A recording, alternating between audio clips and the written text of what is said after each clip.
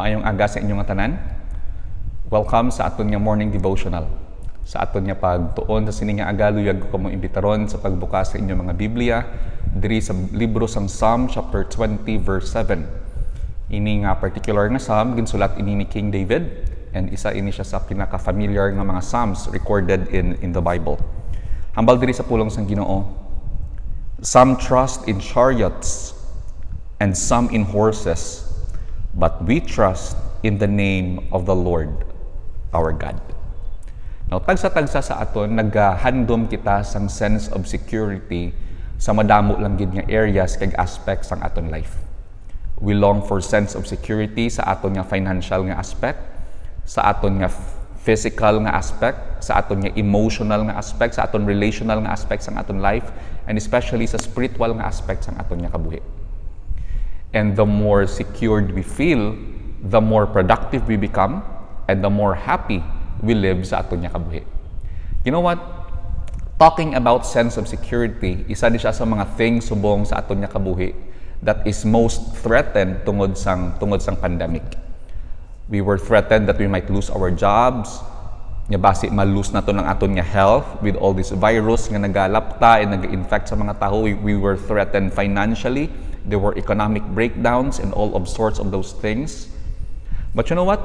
When we talk about security, sa time niya ginsulat ni King David ang ini nga psalm, when people think of security, they were thinking of military strength.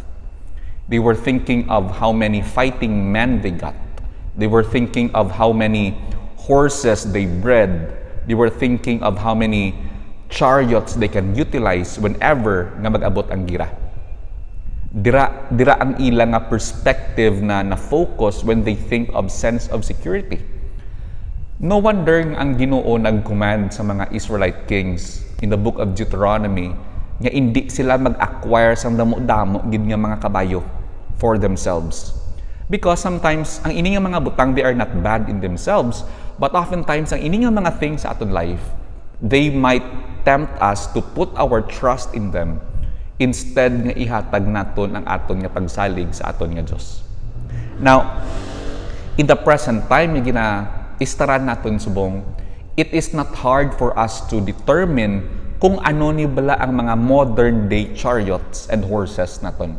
Ano ni bala ang mga butang sa aton nga kabuhi nga sila ni ang aton nga ginadlaganan, sila ni ang aton nga ginasaligan, diri naton ginahatag ang aton bug-os nga pagsalig kag paglaom. Now, siguro in the present day ang aton nga possible nga temptation to be our modern chariots and horses is ang aton nga educational attainments. It could be our government. It could be our technological and medical advances or advancement. It could be our financial status. It could be our relationships. It could be our health. No, those things are not bad things in themselves. Those things are not evil to have. Rather, they are means by God for us to enjoy His grace. Pero hindi na sila gin-design sang Ginoo nga sila ang maging source ang aton ultimate nga security. They could be our modern chariots. They could be our modern horses. Now, God here in this passage nga tunaan naton this morning is calling us to forsake our chariots, to forsake our horses, to forsake the things nga instead of trusting God, amuning aton nga ginasaligan, and turn to God and trust Him being our ultimate source of rescue and our ultimate security. Now, if there is one lesson this morning na gusto ko ibilin sa inyo sa atong devotion, the lesson is this. The lesson is, because God is God, He alone can carry the full weight of our trust without fail. Tungod nga ang Ginoo lang gid ang Ginoo. Ang Ginoo truthful, ang Ginoo powerful, ang Ginoo masaligan, because God alone is God. Ang Dios lang gid ang may ara sang kapasidad nga hindi kita pag-disappoint, nga hindi kita pag-frustrate whenever we put our trust in Him. Now, sa sining nga aga may duwa lang ka-reminder ang pulong sang Ginoo diri. Niluyag ko i-share sa inyo. Ang first nga reminder diri, the Word of God is reminding us that we need to remember that carnal resources disappoints. When we speak of carnal resources, nag-refer ini sa mga butang sa kabuhi naton nga tawhanon. Ayan ang nagasalig kita sa aton tawhanon nga pangunahuna nga amo ni siya ang makasulbar sa mga problema naton, tawhanon naton nga pagpanikasog. Buot silingon nagapaningwa kita nga wala kita yan nagasalig sa Ginoo, ang pagpaningwa naton niya out of our own strength without asking guidance and enablement and help from the Lord. Those are carnal resources. And as far as the Word of God is concerned here, those are chariots and horses, and they will not accomplish us anything. We are setting up ourselves to frustration when we put our trust on those things. Now, the people during the time when David wrote this, they were thinking of security in terms of the number of horses and chariots they got. But you know what? Kung si David nagasulat sa aton nga panahon subong, David would say something like, some trust in nuclear weapons and some trust in tanks, some trust in their government, some in their technological advances, some trust in financial security, and some in their relationships and their health. You know, these could be our modern day chariots. These could be the things that we have right now. Wala naman sang kabayo subong kang chariots nga ginasaligan naton, but our modern day chariots could be our government. They could be our politicians, they could be our financial status, they could be our health, they could be our educational attainment, they could be our financial status, our bank deposits, our money. You know, again, these things are not bad things to have. But then they were never meant by God nga dra naton ihatag ang aton nga pagsalig, kundi nga dapat sa Ginoo gid. Again, these things are not bad things to have. But then, if we put our trust in them, we will only frustrate and disappoint ourselves. We all have stories and experiences sa aton life nga kung sa diin ginsaligan naton ang aton own nga kaalam, ginsaligan naton ang aton own nga pagpanikasog, ginsaligan tang aton own nga preparation to the neglect of God, without asking God for help, without asking God for guidance. And we all have stories to share nga kung sa diin na-realize naton yung nagsala kita. Na-realize naton that we fell short. We have stories of trusting people nga abi naton sila gid ang makabulig sa aton, but then they left us in the air. We have stories of experiences kung sa diin nagsaligid kita nga ini nga particular nga thing, ini nga particular nga technology would make life easy for us, but then technology is only good when it works. Now, ang point na gusto ko diri i-drive is, apart from God, any other source ang aton nga security will only disappoint us. Carnal resources will always disappoint us. You know, ining pandemic nga na-experience naton, if there is one thing that this pandemic has taught me, it is the lesson that we can lose almost anything in just a snap. This pandemic has threatened our employment. Damo sa aton have lost their jobs kay tungod sa economic na breakdown. This pandemic has threatened our financial status. This pandemic has threatened the health of our family, including our health. This pandemic has, quote-unquote, threatened our ministry. This pandemic has, damo sa mga businesses ang nag-close. So if there's one thing na gintundo sa sining pandemic sa aton, it is that we can lose almost anything. We have lost loved ones. People whom we thought that will be there for us until the end. But then, through this pandemic, we have lost a lot of people. Many of them are good people. If there's one thing that this pandemic has taught us, it is nga hindi gid naton pwede i-rely ang aton nga bug-os nga pagsalig sa mga butang nga pwede naton madula. Carnal resources disappoints. Sa pagsugod sa pandemic, even the strongest nations were proven, no good to fight against this virus. Even the brightest minds, they needed time to figure out kung anong ilahimuon to produce a cure. The city that never slept. Ang mga superpower nga mga nations, they experienced economic breakdowns. Ang strongest governments were puzzled on what to do. Even us. None of us saw this coming. Pero ang Ginoo nato niya nakabalugid ko anong nagakalatabo. That's why may we never put our trust on carnal resources. They will only disappoint us. That's the first reminder from the Word of God here. And before we proceed to the second reminder, beloved in the Lord, do not put your trust, do not put your confidence on something that you can lose. Do not put your trust, do not put your confidence on something that changes. Kaya kung ihatag naton ang aton nga pagsalig, ang aton nga paglaom sa isa ka butang nga pwede naton madula, or sa isa ka butang nga nagakambyo, then we are just setting ourselves up for trouble, for disappointment, for desperation, for despondency, and for despair. So the first reminder from the Word of God is, do not trust your chariots and horses. Remember that carnal resources, they disappoint. The second reminder here is that we must remember that God always delivers. If there is one being in the entire universe nga wala gid naga-disappoint, nga wala gid nagaka-fail sa pag-keep sang iya nga promise, it would be God. Our politicians have failed us. Our friends have failed us. Even our family members, even the closest members of our family have failed us. Our pastors have failed us. Our church members have failed us. Everyone has failed. Anyone sa ilang life. Somebody sa ilang life. Only God ang Ginoo lang gid ang always naga-deliver kung anong gina-advertise ang iyang pulong. Hambal diri ni David, but we will trust in the name of the Lord our God. Notice the contrast here. Hambal ni David, ang iban niya nagasalig sa ilang chariot, sa ilang horses.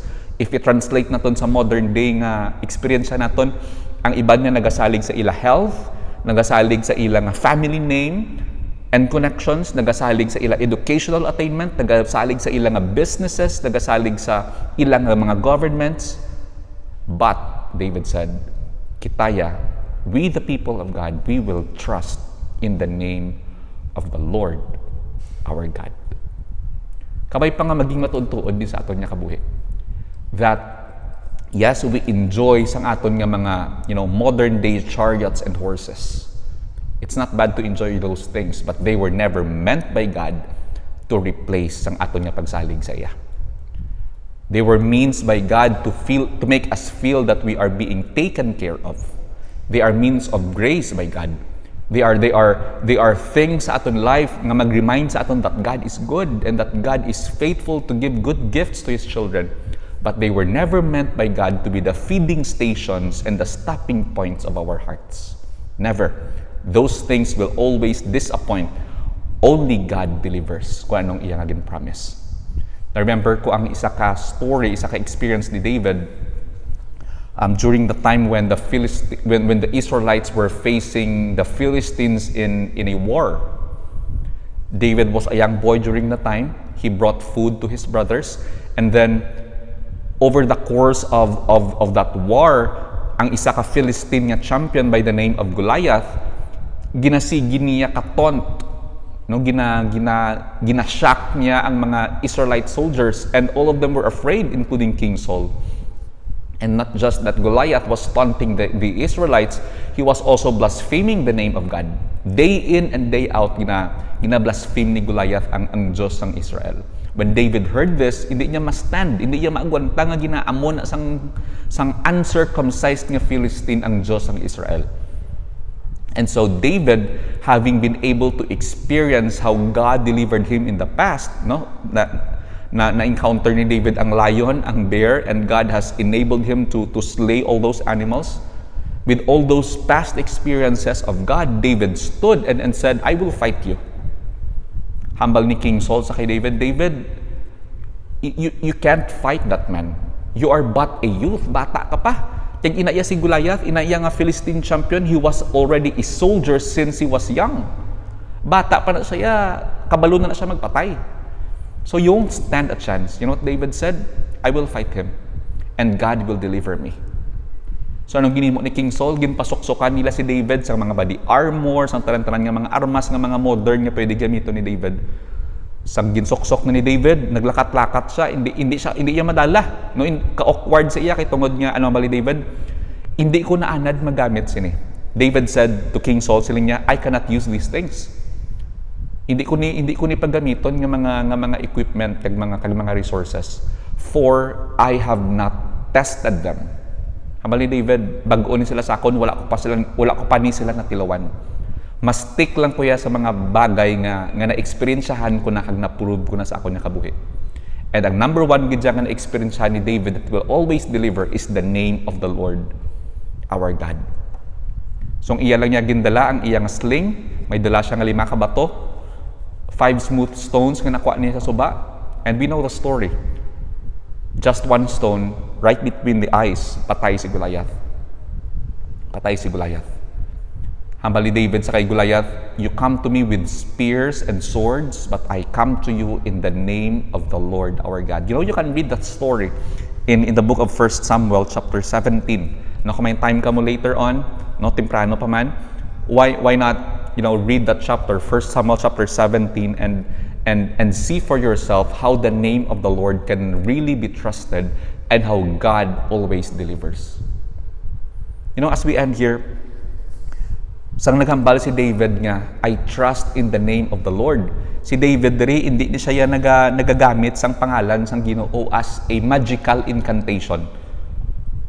Hindi niya nga ginagamit ni David ang ngalan sang Ginoo nga, I will claim that victory in the name of the Lord. In Jesus' name, palayo ning masakit. No, it's not like that. Some of us tend to use the name of the Lord para sa paghimo sa mga iban nga mga butang. For example, gina-cast out mo ang masakit sa ibang tao in the name of Jesus Christ. No, duka magical nga incantation. It's not that way. Okay? Hindi na yaan mo na ang paggamit ni David when he said that we will trust in the name of the Lord. Rather, when he said nga, we will trust in the name of the Lord, he is referring to the entire character and attributes of God. No, ang pagka-holistic sang attributes ng Ginoo, that we can trust this God who is wise, we can trust this God who is faithful, we can trust this God who is powerful, we can trust this God who is just and holy and good and loving. That's what it means when we say we trust in the name of the Lord. No, ginasaligan takon si sino ang Diyos sa aton niya kabuhi. You know what? As we end here, the faithfulness and the character of God is mightier to save than 1,000 chariots and 1,000 horses. When you have God, you are the majority. When God is on your side, you are the majority. The name of God is mightier to save than any governments, than any medical and technological advancement. It is more stable than any economy. So I invite you to deliberately put your trust in God. This God whom the Bible says is faithful. This God who in 1 Kings 8 says nga wala pagin siya sang isa ka promise niya gin-fail sa tanan niya ginsaad niya sa iyang kanakan. Never any that hoped in God's word was made ashamed because of their hope. Utod sa Ginoo, ayan ay mga butang nga ginaatubang subong sa imong kabuhi. Masakit. Kinawad-on. Members ng family ayhan nga nabudlayan subong. Maybe you lost your job. Maybe ka worry ka on how ang imong mga kabataan maka-finish sa ilang pang-eskwela. Maybe your business is at risk right now, and you are tempted to pull all the strings of resources nga pwede nimo ma-pull. I hope and I pray nga ang una gid naton nga ginadalaganan kung mag-abot ang problema isang aton nga Ginoo. Hindi ang aton mga connections, hindi ang mga tawo nga nag-promise sa aton kung nga magbulig sa aton sa tion sa kinahanglanon. Kabay pa nga ang aton gid nga plan A, ang Ginoo gid ang una naton nga laganan. Not our connections, not our bank accounts, not our kung sino dira nga mga tawo kag mga pagkabutang sa aton nga kabuhi. They could be our modern day chariots and horses, but may it be for us Christians, may we learn to trust in the name of the Lord our God. So whatever it is that you will be facing today, I hope that you will cling to the name that we can trust, to that name who is worthy of our trust, and that is the name of the Lord. One of the greatest proof that the name of God can be trusted is the Word of God says in Acts chapter 16 verse 31, to those who will believe in the name of Jesus Christ, you will be saved. Believe in the Lord Jesus Christ and you will be saved. Saved from what? Saved from our sin. That is the greatest proof that God's name will deliver, the name of Jesus Christ. So if you are here this morning and you are struggling with your sin, you are struggling with a life that is always defeated, maybe wala mo pagin tugyan ng imong kabuhi sa kay Kristo Jesus bilang imong nga manluluwas, I invite you to come to Him and to put your trust in Him, to believe in the name of the Lord Jesus Christ to be your Savior. And to you who is already a Christian, kung ano man ang imong atubangon sa sining nga adlaw, may we all learn to abandon and forsake our modern day chariots and horses and ultimately trust in the name of the Lord our God.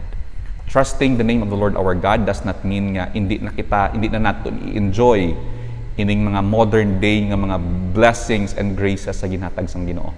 It means trusting in the name of the Lord our God means nga hindi sila ang aton ultimate nga source ang aton nga security, but God Himself. You know why? Because God alone is God, and He alone is able to carry the full weight of our expectation, to carry the full weight of our trust without failing us.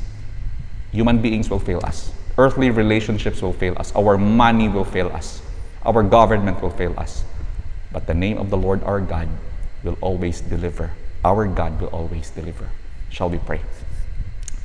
Our dear God and loving Heavenly Father, we thank you for your word. I commit to your people today sa mga things Ginoo nga amon atubangon sa sining nga adlaw, pagtilaw man ayhan, temptasyon, kabudlayan, buligi kami Ginoo nga magbalik sa reminders ang sining nga pulong, not to put our trust on our horses and our chariots, but always to trust in the name of the Lord our God who promised to deliver us. I commit to you all these things with thanksgiving. In Jesus' name we pray. Amen.